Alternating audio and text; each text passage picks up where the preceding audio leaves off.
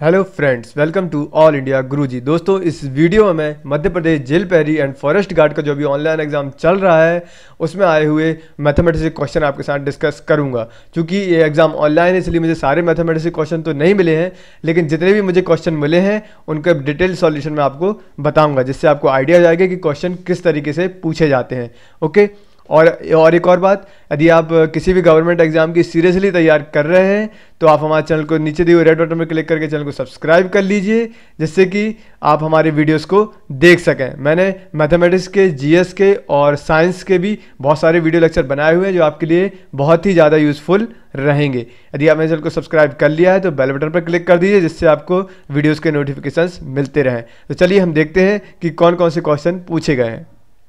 First question देखते हैं। ये क्वेश्चन सीरीज से दिया हुआ गया है 2, 5, 10, 17, 26 और नेक्स्ट दिया है क्वेश्चन मार्क की यहाँ पर कौन सी वैल्यू पूछी जाएगी।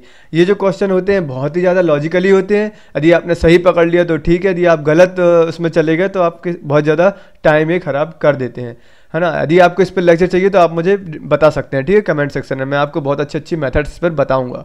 ओके, तो अभी इसको सॉल्व करते हैं। 2, 5, 10, 17, 26 इसको इस तरीके से लिख लेंगे।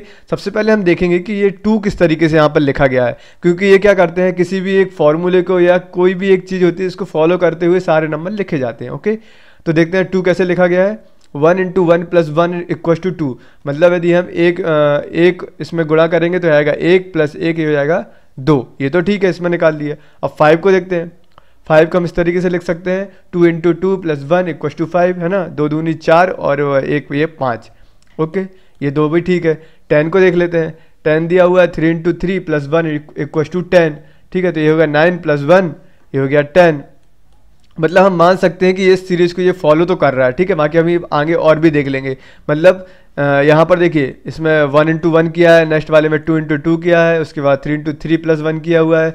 मतलब आगे वाले में यदि 4 × 4 आ रहा है तो लगभग यही सीरीज चल रही है। ओके, अब देखते हैं 17। तो 4 × 4 + 1 = 10, ठीक है। ये 4 और 4 ये हो गया 16 इंटू, ठीक है, +1 ये हो गया 17। नेक्स्ट देखते हैं, ये हो गया 5 × 5 + 1 तो 26, ये भी सही है। मतलब कि यदि हम ये इसको फाइंड करना चाहते हैं तो अब कौन सा नंबर आने वाला है, यहाँ पर 6 आएगा। तो 6 × 6 + 1 = 37। तो 37 जो हमारा आंसर होगा, जो क्वेश्चन मार्क की जगह पे आएगा। तो इसमें कुछ नहीं, यदि आपने सही सीरीज पकड़ ली कि क्या इसमें इनने कौन सी सीरीज में फॉलो की है, तो आप इसका आंसर आराम से दे सकते हैं। तो चलिए नेक्स्ट क्वेश्चन देखते हैं।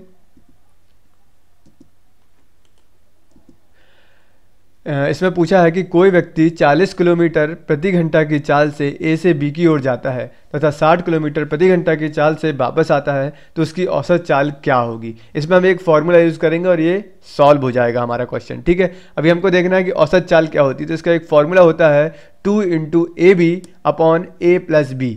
यहाँ पर जो ए और बी दिया गया है, तो ए का मतलब है कि जिस चाल से वो ए से बी की ओर जा रहा है तो वो हो गया ए बी, और किस चाल से वो वापस आ रहा है वो हो गया।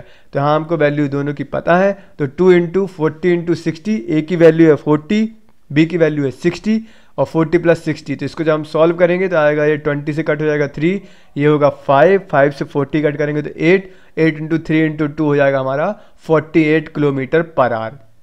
मतलब सिंपल है कि यदि आपको ये फॉर्मूला याद है तो आप क्वेश्चन को बहुत जल्दी सॉल्व कर लेंगे। ओके, तो इसका आंसर हो जाएगा 48 km/h। नेक्स्ट क्वेश्चन देखते हैं। यहाँ पूछा गया है P तथा Q किसी काम को 12 दिन में करते हैं, जबकि P अकेला इसी काम को 20 दिन में करता है, तो Q अकेला इस काम को कितने दिन में करेगा। आपको एक चीज़ और बता दूं कि जिसने मेरे चैनल को सब्सक्राइब कर लिया होगा और जो बहुत दिन से फॉलो कर रहा होगा उसके लिए सारे क्वेश्चन बहुत ही ज़्यादा सिंपल होंगे, क्योंकि इस टाइप के बहुत सारे क्वेश्चंस मैं आपको सॉल्व करवा चुका हूं, ठीक है। तो अभी देखते हैं, इसको सॉल्व करते हैं। Q अकेला इस काम को समाप्त करेगा, कितने दिन में करेगा। तो एक चीज़ हम देखते हैं यहाँ पर कि P और Q मिलकर 12 दिन में कर रहे हैं, ठीक है, और P अकेला कर रहा है 20 दिन में। मतलब यदि हम ये दोनों के काम से P के काम को यदि घटा दें तो हमको Q का काम पता चल जाएगा। ओके, तो देखते हैं 1/12 - 1/, ये हो जाएगा 20, है ना। हम ये P + Q का जो काम है उसमें से हम घटा रहे हैं P के काम को, तो हमको Q का काम मिल जाएगा। तो इसको इस तरीके से लिख सकते हैं 5 - 3/60। अब ये 60 कैसे आया है, ये दोनों का जो एलसीएम होता है 12 इंटू 20, 12 और 20 जो है इसका एलसीएम होता है 60, और फिर 12 में ये 5 टाइम्स जाएगा तो आएगा 5, ये 3 टाइम्स इसमें होगा तो ये आएगा 3, तो 5 माइनस 3 हो जाएगा कितना 2, तो 2/60, और इसको हम जब कट करेंगे तो हमारी वैल्यू आएगी 30, और 30 हमारा आंसर है। मतलब कि यदि पी और क्यू 12 दिन में करते हैं, पी अकेला 20 दिन में करता है, तो क्यू 30 दिन में करेगा। ओके, इस तरीके से इसको अरेंज बस करना था, हमारा क्वेश्चन सॉल्व हो जाता। ओके, नेक्स्ट क्वेश्चन देखते हैं। 3800 minus 22 into 1968 divided by 48 equal to question mark into 7। ये इसमें क्वेश्चन पूछा गया है, नंबर सिस्टम से क्वेश्चन ये पूछा गया है ना। इसमें ने ऐड भी किया है, मल्टीप्लिकेशन भी किया है, डिवाइड भी किया है, माइनस भी किया है, सब्सट्रैक्शन सब कुछ किया है। ठीक है, तो अब इसको हम अरेंज कर लेते हैं। सबसे पहले हम देखेंगे कि हम वैल्यू कट करने की कोशिश करेंगे। सबसे पहले इसमें क्या करते हैं, हम डिवाइड करते हैं, फिर हम इसमें मल्टीप्लिकेशन करते हैं, फिर जोड़ते हैं, फिर घटाते हैं ना। इस तरीके से इसको सॉल्व करने का एक तरीका होता है। यदि आप उसको सॉल्व करने का तरीका आपको नहीं पता है तो आप इस क्वेश्चन को गलत सॉल्व कर देंगे। ठीक है, तो 48 से हम इसको डिवाइड करेंगे 1968 को, तो ये जाएगा 41 टाइम्स। आप इसको, यदि आपको 48 का पता नहीं है कि इससे जाएगा कि नहीं, तो आप सबसे पहले 2 से डिवाइड कर सकते हैं या 4 से डिवाइड कर सकते हैं, ऐसे करके सॉल्व कर सकते हैं, हो जाएगा। ओके, अभी हम इसको सॉल्व करते हैं, तो 21 इंटू 41 करेंगे तो आएगा वैल्यू हमारी 3800 माइनस 902 902, और यदि हम 3800 में इसको डिवाइड माइनस करेंगे, सब्ट्रैक्ट करेंगे, तो हमारी वैल्यू आएगी 2898। ठीक है, 2898। अब हम क्या करेंगे, इसको 7 से डिवाइड करेंगे, तो 7 से इसको कट करने पर हमको वैल्यू मिलेगी 414, और यही हमारा आंसर होगा। तो सिंपल था। ठीक है, तो इस क्वेश्चन मार्क की जगह हम 414 रख देंगे, तो ये दोनों जो है दोनों साइड जो है बराबर हो जाएंगी। ओके, नेक्स्ट क्वेश्चन देखते हैं। ये क्वेश्चन पूछा गया है, देखिए परसेंटेज से, एक पिता अपने पुत्र के जेब खर्च में 20% की वृद्धि करता है। यदि वृद्धि के बाद पुत्र को 300 रुपये मिलते हैं तो वृद्धि के पहले का जेब खर्च कितना था। बहुत अच्छा क्वेश्चन ये पूछा है इन्होंने। तो देखते हैं वृद्धि के पहले इनका जेब खर्च कितना था। यदि हम वृद्धि के पहले के जेब खर्च को 8 रुपये मान लें, ठीक है, अब इनने दिया है, पहली लाइन पढ़ते हैं कि जेब खर्च में इन्हें 20% की इसमें वृद्धि की हुई है। 20% की वृद्धि को हम इस तरीके से लिख सकते हैं 120/100, ये मैं पहले भी समझा चुका हूँ। ठीक है, अब इन्होंने दिया है कि इतनी 20% की वृद्धि करने के बाद इनको, इसके पुत्र को जो है वो 300 रुपये मिलने लगते हैं, तो यहाँ पर हम कितना लिख देंगे 300। ठीक है, अब हम वैल्यू को कट करते हैं। सबसे पहले हमने इसको अरेंज कर लिया है, ऐसा अरेंज करना आप सीख जाइए तो आप क्वेश्चन को बहुत जल्दी सॉल्व कर लेंगे। ठीक है, तो इसको हम कट करेंगे, तो ये 20 से कट होगा 5 टाइम जाएगा, ये 20 से कट होगा तो 6 टाइम जाएगा, और 6 से 300 को कट करेंगे तो ये 50 टाइम जाएगा, और बस 50 × 5 कर देंगे तो हमारी वैल्यू आएगी 250, और 250 हमारा आंसर है। मतलब कि उसके जो पुत्र है उसको 250 रुपये पहले मिलते थे, उसमें 20% की बढ़ोतरी हुई तो उसको 300 रुपये मिलने लगे। ठीक है, अभी नेक्स्ट क्वेश्चन देखते हैं। क्वेश्चन पूछता है 144 into x² minus 16 equal to 9। तो इसमें हमको ये बताना है कि x की वैल्यू कितनी है। तो चलिए सॉल्व करके देखते हैं। सबसे पहले हम क्या करेंगे, यहाँ पर जो -16 दिया है इसको इस तरफ पक्षांतर कर देंगे, ट्रांसफ़र कर देंगे, तो ये कितना हो जाएगा 9 + 16 हो जाएगा। ट्रांसफ़र करने पे साइन चेंज हो जाते हैं। ठीक है, अब हो जाएगा 144 इंटू x² इक्वल टू 25 हो गया है। अब हम x² बराबर लिख सकते हैं 25/144। ठीक है, ये 144 जो है वो नीचे आ जाता है। ओके, अब यहाँ पर जो x² दिया है, हमको तो x की वैल्यू पूछा है, तो हम क्या करेंगे, यहाँ पर दोनों साइड जो है वर्क कर देंगे। ठीक है, तो इसकी वैल्यू कितनी आएगी, x बराबर जो है ये किसका वर्ग होता है, ये स्क्वायर होता है 5 का, और 144 स्क्वायर होता है 12 का।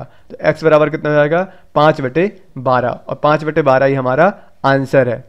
मतलब x की वैल्यू कितनी हो गई 5/12। ओके, नेक्स्ट क्वेश्चन देखते हैं।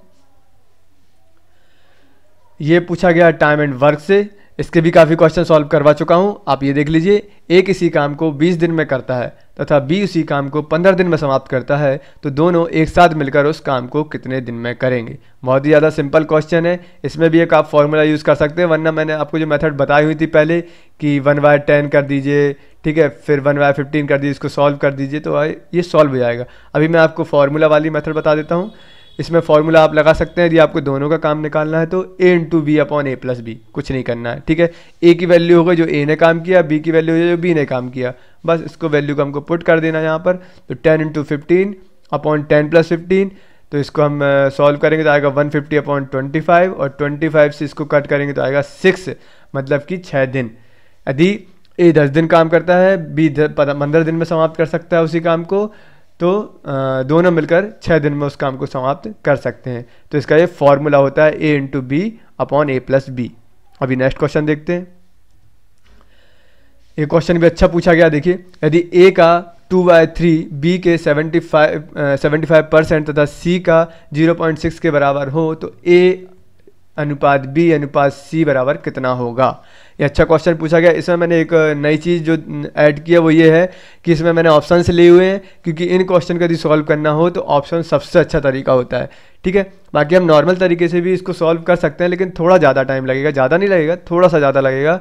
बाकी यदि ऑप्शन से यदि हम करते हैं तो इसको बहुत जल्दी कर लेंगे। ठीक है, मान लीजिए हम इसमें पहला ऑप्शन को एक ऑप्शन को चूज़ कर लेते हैं कि 9:8:10। ठीक है, इसमें हमने मान लिया कि A बराबर है 9, B बराबर है 8 के और C बराबर है 10 के। तो यहाँ क्वेश्चन दिया गया है कि A का 2/3, B का 75% और C का 0.6। तो इसको अरेंज करते हैं, इस तरीके से इसको लिख सकते हैं। A का 2/3 मतलब कि 9 × 2/3, B का जो दिया 75% मतलब 8 × 75/100 और यहाँ पर C का दिया है 0.6, तो इसको लिख सकते हैं 10 × 0.6। ओके, अब इसको सॉल्व करते हैं तो 3 से 9 को हम कट करेंगे तो आएगी वैल्यू 3 और 3 × 2 कितना हो जाएगा 6। यहाँ पर 75 को 25 से डिवाइड कर सकते हैं तो आएगा 3 और 100 को 25 से करेंगे तो आएगा 4। ओके, और 4 से हम 8 को कट कर देंगे तो आएगा 2। तो 3 × 2 कितना हो गया 6। अब यहाँ दिया है 10 × 0.6, तो इसकी वैल्यू जब हम इसको मल्टीप्लिकेशन करते हैं, गुणा करते हैं इसमें, तो इसकी वैल्यू कितनी हो जाएगी 6 हो जाएगी। मतलब कि 6 = 6 क्योंकि यहाँ पे दिया हुआ है कि A का जो वैल्यू है वो B की वैल्यू तथा C की, ये तीनों एक दूसरे के बराबर हैं। ठीक है, तो यहाँ पर हमने देख लिया कि ये बराबर वैल्यू हो गई, मतलब हमारा ऑप्शन नंबर A जो है वो सही है। हमको बाकी ऑप्शन चेक करने की ज़रूरत नहीं पड़ी, और करने की ज़रूरत पड़ जाती तब भी आप समझ जाते आप ये सारे आंसर गलत हैं, ये सॉल्व हो ही नहीं सकते थे। ठीक है, सारे बराबर नहीं आते, तो इसका आंसर जो हो जाएगा वो हो जाएगा A। ठीक है, और दोस्तों मैं आपको एक चीज़ बता दूं, आपको मैथ्स के मैं 500 क्वेश्चन की जो सीरीज़ बना रहा हूं चल रही है, आप उसको फॉलो कीजिए, आपके लिए बहुत अच्छा रहेगा, चाहे आप किसी भी गवर्नमेंट एग्जाम की तैयारी कर रहे हो। ठीक है, और हमारे चैनल को सब्सक्राइब जरूर कर लीजिए। ओके फ्रेंड्स, तो ये थे मध्य प्रदेश जेल पैरी फॉरेस्ट गार्ड में आए हुए क्वेश्चंस। उम्मीद है आपको ये वीडियो पसंद आया होगा। यदि वीडियो अच्छा लगा तो लाइक एंड शेयर कीजिए, और यदि कोई आपको कोई क्वेश्चन पूछना है या आपको कोई समस्या है तो आप मुझे कमेंट सेक्शन में पूछ सकते हैं। थैंक यू, जय हिंद।